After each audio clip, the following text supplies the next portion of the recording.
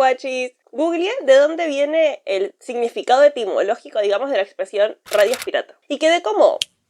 Porque de repente estaba leyendo como de música y de historia y de guerras y de tráfico y ¿qué? O sea, les voy a contar todo. Excelente. Voy a hacer mucha referencia a un podcast que se llama 20,000 Hertz o una cosa así, que tiene un capítulo que se llama Radios Pirata, en el que incluso entrevista a DJs que la vivieron. Así que va a estar muy bueno. Se los voy a dejar en la descripción.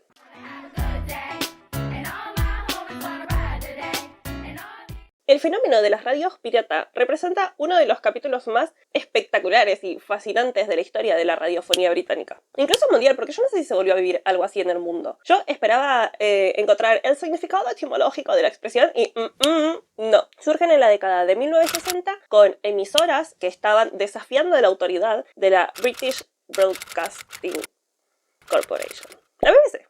¡Habla bien, idiota! ¡Habla bien o te mato! Y concluyó en la transformación del panorama musical y mediático de Reino Unido. La década de 1960 fue una década de cambios sociales y culturales muy grandes para Reino Unido. Estamos hablando de la posguerra. Veníamos de tiempos súper austeros y de repente la nueva juventud tenía mucho mayor poder adquisitivo, tenía un futuro mucho más próspero, ¿no? Entonces estaba buscando como distintas formas de representar lo que querían decir, ¿no? Mediante la ropa, la música, el cine. Y aparte de cómo decir todo esto muy fuerte. Pensemos que venían de tiempos como muy censurados, ¿no? Muy puertas para adentro. La música pop y el rock and roll se convirtieron como en los principales vehículos para lograr este cambio de la juventud, ¿no? Como para llevar este mensaje que querían. Entonces empiezan a surgir bandas como los Beatles, los Rollings, los Who, los Kings. Tanto así que llegaron a denominar este auge como invasión británica, principalmente en Estados Unidos, que es donde más pegaron. ¿Qué pasa? Que esta explosión cultural estaba limitada en un momento que la juventud no bancaba los límites. El panorama radiofónico británico estaba dominado por la BBC, que era ultra conservadora, además de que operaba bajo regulaciones gubernamentales bastante estrictas y que no reflejaba los deseos de la nueva juventud. Pero yo quiero jugar en el fango y ser un hippie. ¡Jamás! Lo que necesitas es una larga estancia en Vietnam. Debe haber una oficina de reclutamiento por aquí. Era esta generación que había encontrado como su salida, su escape en la música, en el rock y el pop, encontrándose con una emisora que todavía pasaba música clásica, con poca atención a estos géneros emergentes que venían surgiendo y que encima estaba limitada por acuerdos sindicales que restringían la transmisión de grabaciones comerciales. Por todo esto, los jóvenes empezaron a decir como, bueno, hagamos nuestras propias radios. Pero las restricciones legales y la falta de licencias para nuevas emisoras independientes llevaron a que estos jóvenes, rebelándose, y también un par de empresarios, porque no nos vamos a hacer lo que todo esto es rock and roll y revolución, Chicos y chicas quieren rock. empezaron a buscar como que estos grises legales, ¿no? Resulta que en otros países encontraron como ciertos precedentes que los incentivaron a formar nuevas estaciones de radio fuera de la jurisdicción británica usando barcos anclados en aguas internacionales, que es lo que en otros países hacían más que nada con el tema casinos y esas cosas. Al llegar a los 19 kilómetros ya no existe la ley. Ahí se realizó la pelea entre Tyson y Secretariat.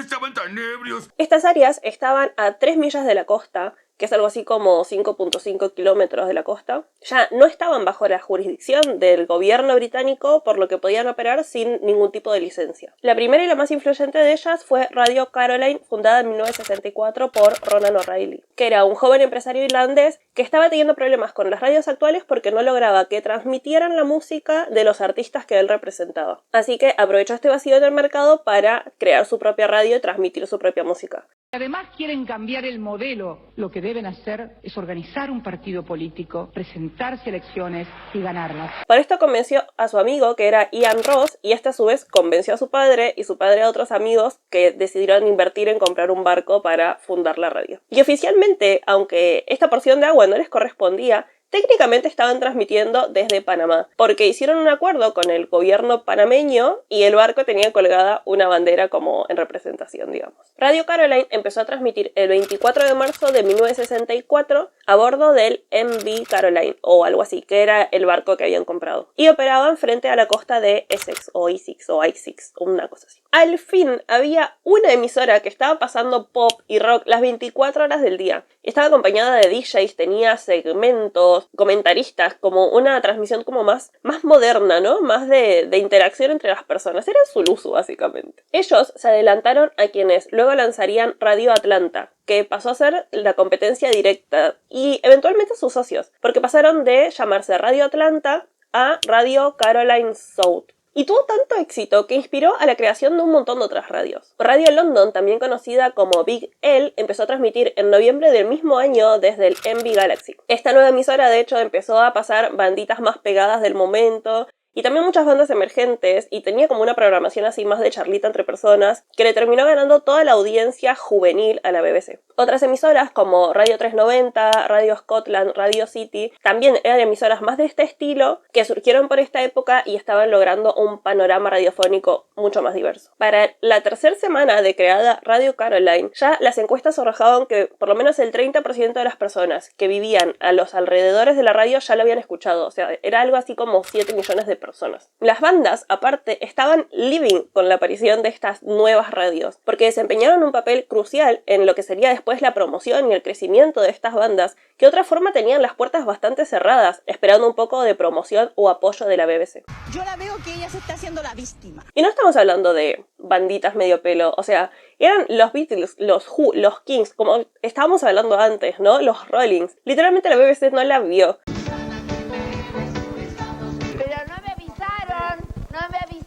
Y estas bandas terminaban encontrando en estas emisoras como plataformas mucho más fuertes para promocionarse. ¡Mira! ¿De quién te burlaste?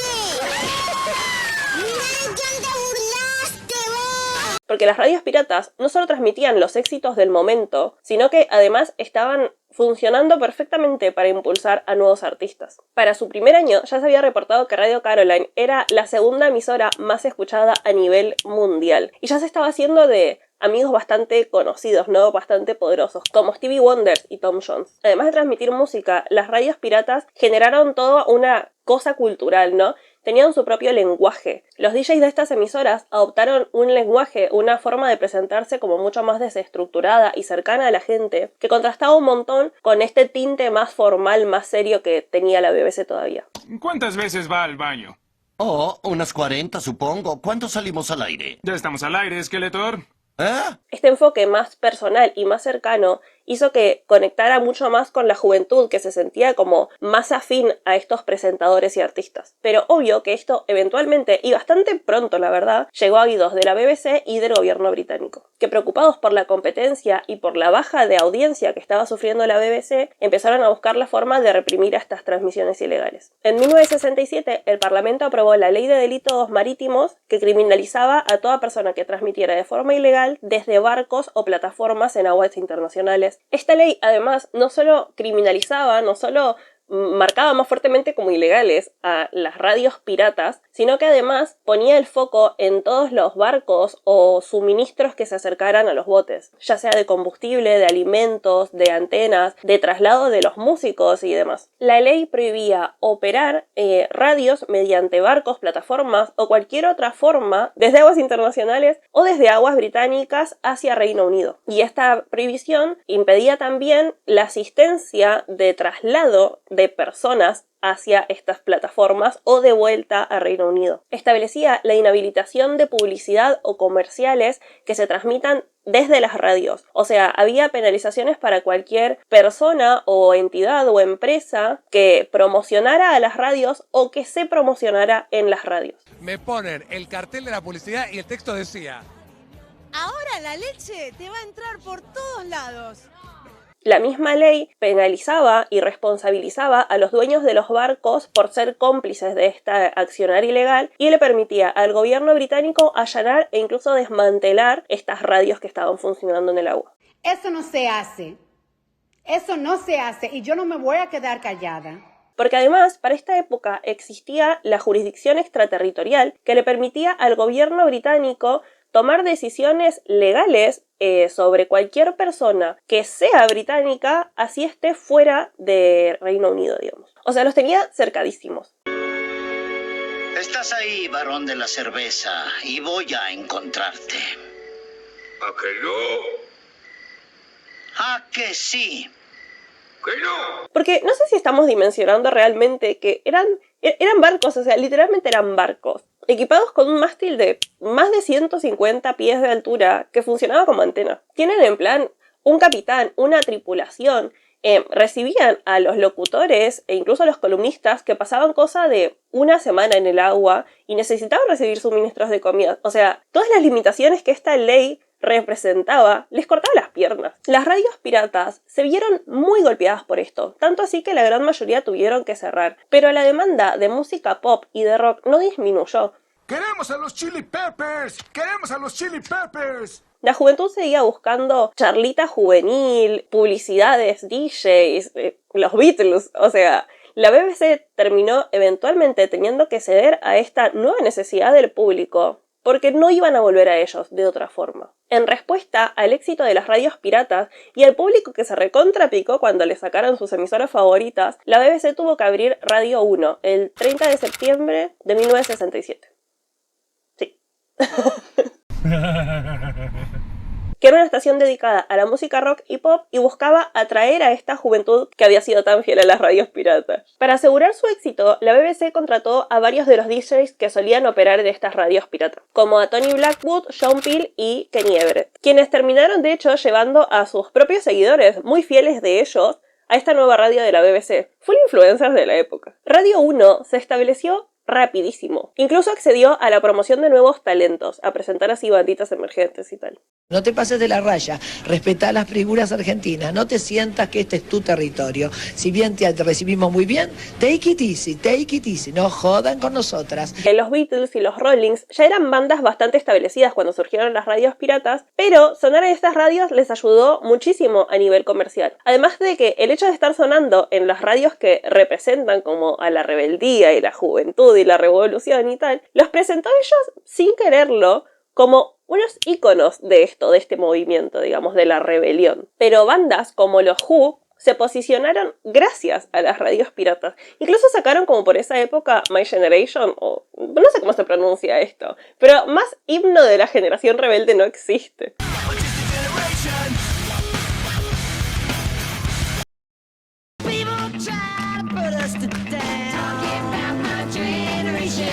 Aunque la era dorada de las radios piratas fue relativamente corta, cambió por lejos las reglas del juego. Más allá de la ayuda musical y promocional y de todo lo que venimos hablando, siento que medio que sentó un precedente en la actitud de las personas, ¿no? De una generación por lo menos. Como que la forma en la que se rebelaron contra algo o que buscaron una alternativa a los límites que les estaban imponiendo, implantó como que en la juventud esto de no nos van a cortar las alas fácil. ¡No tan deprisa, cerdo! ¡Esto es una protesta hippie! Aunque en lo personal me hubiera gustado, obviamente, que acabe en la flexibilización de la adquisición de nuevas licencias para radios independientes y incluso en las normativas que tenían para poder presentarse como emisoras independientes. Siendo que ellos, sin cumplirlas, lo estaban logrando perfectamente, ¿no? Medio que la BBC seguía siendo un monopolio, pero con la corbata desabrochada.